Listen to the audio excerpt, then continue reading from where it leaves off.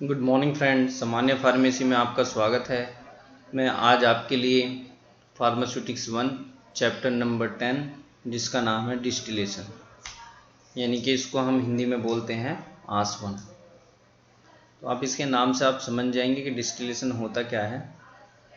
ठीक है स्टूडेंट्स, तो चलिए बात करते हैं शॉर्ट क्वेश्चन आंसर के बारे में।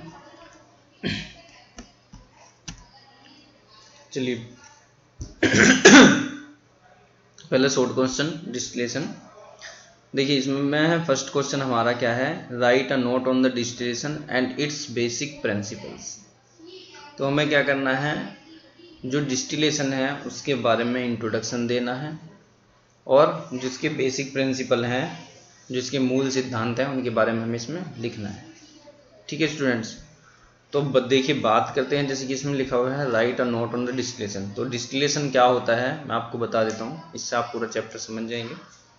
आसवन वह विधि है जिसका प्रयोग ऊष्मा सप्लाई करके तरल मिश्रण के अवयवों को पृथक करने तथा द्रव में घुलनशील अशुद्धियों को हटाने में किया जाता है। ठीक है स्टूडेंट्स, आप समझ गए होंगे। मैं एक बार दोबारा पढ़ के बता देता हूँ। आसवन वह विधि है जिसका प्रयोग ऊष्मा सप्लाई करके तरल मिश्रण के अवयवों को पृथक करने तथा द्रव में घुलनशील अशुद्धियों को हटाने में किया जाता है। यानी कि इसमें क्या होता है, ऊष्मा की सप्लाई करके हम इस तरीके से डिस्टिलेशन आसवन करते हैं कि जो जितने भी उसमें गंदे या उल्टे सीधे पदार्थ होते हैं उनको हम क्या कर देते हैं, अलग कर देते हैं। ओके, यही हमारा डिस्टिलेशन कहलाता है। तो जो इसके बेसिक प्रिंसिपल क्या होते हैं, बेसिक प्रिंसिपल्स के बारे में हम क्या कहते हैं। देखिए आसवन क्या है, आसवन प्रक्रिया को प्रमुख दो चरणों में हम बांट सकते हैं। पहले की तरल का वाष्प अथवा अवस्था में परिवर्तन करना, ठीक है, और दूसरा होता है इसमें संघनित द्रव्य की प्राप्ति। तो ये क्या हमारे इसके बेसिक क्या है, इसके बेसिक सिद्धांत यानी कि इसके मूल सिद्धांत हैं। इनके आधार पर हम इसको डिस्टिलेशन करते हैं। ठीक है स्टूडेंट्स, तो आपको इतना ही लिखना है। फिर बात करते हैं इसके क्वेश्चन नंबर 2 के बारे में। Give the detail note on Raoult's law with example. तो राउल्स लॉ के नियम के ऊपर हमें इसमें लिखना है। ठीक है, मैं बता देता हूँ राउल्स लॉ का नियम क्या था। राउल्स लॉ के नियम के अनुसार क्या था, एक आदर्श विलयन जो होता है वो वाष्प दाब के प्रत्येक रासायनिक घटक के वाष्प तथा विलयन में उपस्थित घटकों के मोल अंश पर निर्भर करता है। समझिए स्टूडेंट्स, जो वाष्प दाब है वो विलयन के उपस्थित घटकों के मोल अंश पर निर्भर करता है। ये राउल्स का नियम था। ठीक है स्टूडेंट्स, फिर इसके एग्जाम्पल के बारे में बात करते हैं। तो एग्जाम्पल क्या होता है इसमें, एग्जाम्पल इसको हम कह सकते हैं कि जैसे कि हाइड्रोक्लोराइड सॉल्यूशन है। हाइड्रोक्लोराइड सॉल्यूशन कितना होता है, अल्कोहल प्लस वाटर। ओके, और फिर ऑटोमेटिक वाटर ये होता है हमें वोलेटाइल ऑयल्स प्लस वाटर, यानी कि अल्कोहल प्लस जल और वाष्पित तेल प्लस जल। ओके स्टूडेंट्स, तो इन सब चीज़ों के बारे में हमें इसमें लिखना है। फिर लिखते हैं draw a diagram distillation under reduce pressure. तो हमें एक डायग्राम बनाना है जो इसके प्रेशर को रिड्यूस करता है। तो मैं उसका डायग्राम आपको दिखा देता हूँ। यहाँ पर ये है, ये इसका डायग्राम है। ये इस तरीके का हमें इसमें डायग्राम बनाना है। ठीक है स्टूडेंट्स, इसमें जैसे कि थर्मामीटर है, डायग्राम ये है, ये डायग्राम है थर्मामीटर। तो इस तरीके का होता है। ये है apparatus for the distillation under reduce pressure. ठीक है, ये फॉर लार्ज स्केल के लिए हम इसे इस्तेमाल करते हैं। जैसे इसमें यहाँ बना हुआ है थर्मामीटर, ये यहाँ थर्मामीटर इस पर लगा हुआ होता है। फिर स्लाइड ग्लास है, ये ग्लास है स्लाइड, ये साइड ग्लास जो होता है, साइड ग्लास में हम यहाँ देख सकते हैं कितना प्रोसेस हो रहा है। और स्टीम वॉश, स्टीम यानी कि इसको वाष्प, जिसको हम वाष्प बोलते हैं। और एग्जॉस्ट यहाँ से इसकी निकासी होती है। थर्मामीटर लगा होता है, फिर वाटर इसमें ऐसे जाता है पंप टू। तो आप इसको ट्वाइन वैक्यूम एयर रिसीवर्स होते हैं इसमें, आप इसको देखकर कर सकते हैं। इस तरीके के इसमें चित्र बना सकते हैं ऑनली। ठीक है स्टूडेंट, चलिए बात करते हैं क्वेश्चन नंबर 4 के बारे में। Right a short note on the double cap column. तो डबल कैप कॉलम क्या होता है हमारा, डबल कैप कॉलम के बारे में हमें इसमें लिखना होता है।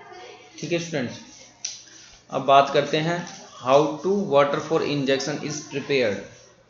बस उसके बारे में हमें सिंपल लिखना है, how to water prepare for injection. ठीक है, बस इतना हमें इसमें लिख के छोड़ देना है। चलिए बात करते हैं फिर लॉन्ग क्वेश्चंस के बारे में। Right a note on the vacuum distillation. जो वैक्यूम डिस्टिलेशन है इसके बारे में हमें लिखना है। ठीक है स्टूडेंट्स, फिर वैक्यूम डिस्टिलेशन क्या होता है हमारा, वैक्यूम डिस्टिलेशन को हमें यहाँ पे डिफाइन करना है। ठीक है स्टूडेंट्स, फिर बात करते हैं हमारे क्वेश्चन नंबर 2 की। Discuss how purify water is prepare using different stills. Okay, फिर क्वेश्चन नंबर 3 के बारे में बात करेंगे। क्वेश्चन नंबर 3 है हमारा how to prepare of water for injection IP along with the construction and working of still use. तो इसके बारे में हम जो पूरा हमें इसमें पूरा प्रोसेस लिखना होगा जिस तरीके से हमारा क्वेश्चन पूछा गया है। तो इसके बारे में हमें पूरा क्वेश्चन पूरा लिखना है। फिर इसके वर्किंग स्टाइल्स क्या होते हैं, इसके प्रिंसिपल्स क्या होते हैं, इंजेक्शन के जल का निर्माण स्टील के प्रयोग में आसवन विधि द्वारा कैसे किया जाता है। ठीक है, ये सब चीज़ हमें इसमें लिखनी है। ठीक है, तो मैं आपको इसका लास्ट वाले क्वेश्चन का, क्वेश्चन नंबर 3 का मैं आपको डायग्राम दिखा देता हूँ वाटर स्टील का। देखिए ये है वाटर इन, यहाँ से क्या होता है वाटर इन होता है, इसमें वाटर इन। फिर प्लास्टिक और रबर की इसमें ये ट्यूबिंग होती है। फिर water input to flask, flask में पानी जाता है इस तरीके से। फिर गैस बिल्ड भी यहाँ तो आता है। ओके, ओवरफ्लो का यहाँ से निकासी होती है। और गैस बिल्ड यहाँ भी होता है इसमें। फिर इसको डिस्टिलेट अस्तुत यानी कि यहाँ से डिस्टिलेट किया जाता है। हेमिसिफेरिकल जॉइंट्स, ये इसके हेमिसिफेरिकल जॉइंट होते हैं, ये जो दिख रहा है हमको। ठीक है, और इमर्शंस हीटर्स, आप चाहें तो इसको बना भी सकते हैं अपनी कॉपी में। और इसी तरीके का डायग्राम बनाने से हमको अच्छे मार्क्स मिलते हैं। और स्टूडेंट्स, मैं इस तरीके से ही आपके लिए अच्छे क्वेश्चन लेकर आता रहूँगा। जितने भी इम्पोर्टेंट क्वेश्चन है मैं आपको हर सीरीज़ में बताऊंगा। और मेरे चैप्टर 10 तक इम्पोर्टेंट क्वेश्चन हो चुके हैं।